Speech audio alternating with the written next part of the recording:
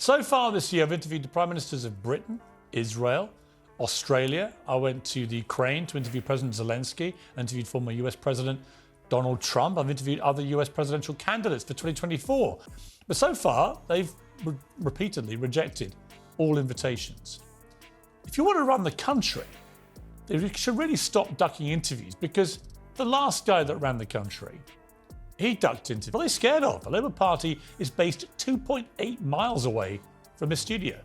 Its front benchers have an open invitation to come on to debate all of this stuff, as well as their plans for running the country. Has Keir Starmer's political career just hit a major roadblock? Piers Morgan's recent expose on live TV has left the Labour leader scrambling for answers. In a shocking turn of events, Morgan cornered Starmer with a series of hard-hitting questions that the politician seemed unprepared to face. As the tension in the studio rose, viewers watched in disbelief as Starmer's carefully crafted image began to crumble before their eyes. Before we move on, I'd like to ask you a small favor. If you appreciate this content, please take a second to like this video and subscribe to the channel. Over 98% of you watch the videos without subscribing. It costs you nothing, but it makes a huge difference to us. So, did you click the subscribe button? Great, thank you so much. Now, back to the video. Keir Starmer's political career took an unexpected turn during a now infamous interview where he stumbled over a seemingly simple question: what is a woman? The context of this interview was crucial, as it came at a time when debates about gender identity were becoming increasingly contentious in British politics. The Labour leader found himself in the hot seat when the interviewer posed this question, expecting a straightforward answer. Instead, Starmer hesitated, his discomfort palpable as he struggled to formulate a response. His eventual answer, that a woman is an adult female, was followed by a series of caveats and qualifications that left many viewers confused and unsatisfied.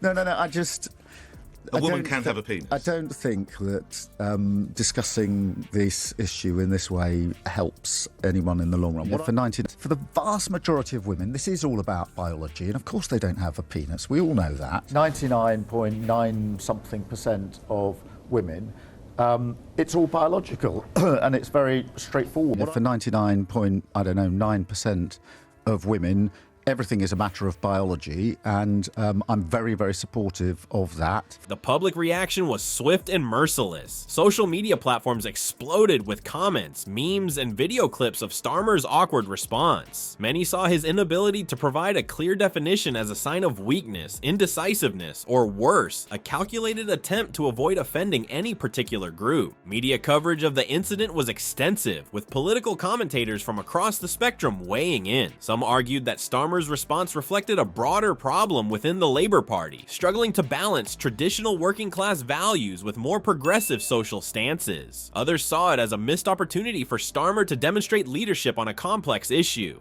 One prominent political analyst noted, Starmer's stumble isn't just about defining a woman, it's about his ability to take a stand on controversial issues. This moment has become a litmus test for his leadership capabilities. Keir Starmer may well be the next British Prime Minister. Labour leader is a hearty lead in the polls. After 13 years of Tory rule, with 3 Prime Ministers in one chaotic year recently, one of the richest and smartest men in the history of this planet says that something's literally threatening civilization, we should probably not just dismiss it. And today, I believe he made a massive miscalculation.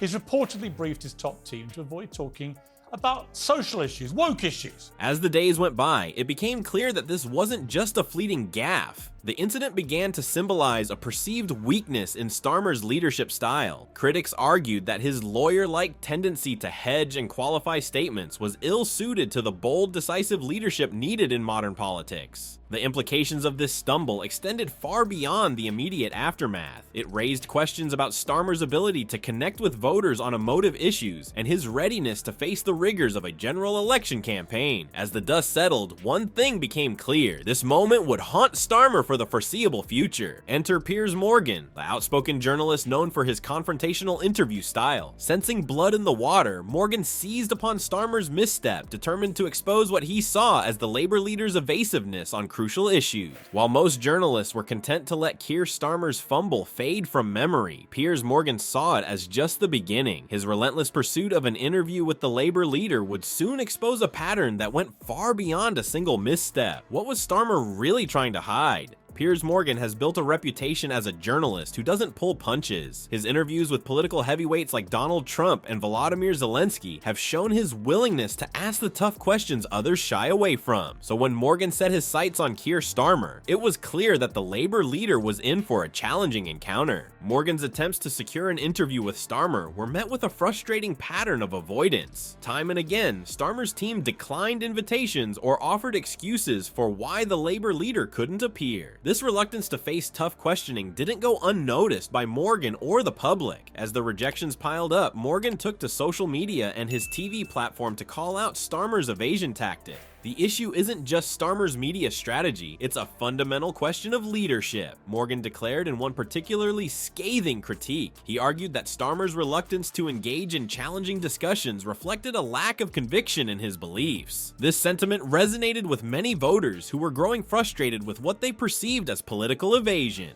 Morgan's criticism gained traction as he contrasted Starmer's approach with that of other political leaders. He pointed out his interviews with prime ministers from Britain, Israel, and Australia, emphasizing their willingness to face tough questions head-on. The comparison painted Starmer in an unflattering light, suggesting he lacked the courage to defend his policies under pressure. As the tension built, Morgan's campaign against Starmer reached a fever pitch. He repeatedly challenged the Labour leader to prove his mettle by facing him in a live interview. The public watched with growing interest, wondering if Starmer would finally step up to the plate or continue to dodge the spotlight. Then, in a moment that caught everyone by surprise, Morgan managed to confront Starmer on live TV. The encounter was brief but explosive, with Morgan firing off a series of rapid-fire questions that left Starmer visibly uncomfortable. As the clip went viral, it became clear that this confrontation would have significant implications for Starmer's leadership and public image. The fallout from Morgan's offensive against Starmer raised serious questions about political transparency and accountability in Britain. As the dust settled, many were left wondering, in an era of carefully managed political narratives, can leaders afford to hide from tough questions? Or will the Piers Morgans of the world always find a way to bring their evasions into the light? Piers Morgan's confrontation with Keir Starmer has left an indelible mark on the Labour leader's public image. Starmer's reluctance to engage with tough questions has fueled doubts about his leadership capabilities and transparency. The incident has exposed deep-seated divisions within the Labour Party, particularly around issues of gender and women's rights. MP Rosie Duffield's outspoken stance on these topics has put her at odds with Starmer's leadership, highlighting the struggle to unify the party while addressing pressing social issues. This internal conflict reflects a broader debate about accountability and the direction of Labour under Starmer's guidance. As the dust settles, a crucial question emerges. Can British politics evolve to prioritize transparency and accountability, or will leaders continue to dodge difficult conversation? The answer may well determine the future of public trust in our political system.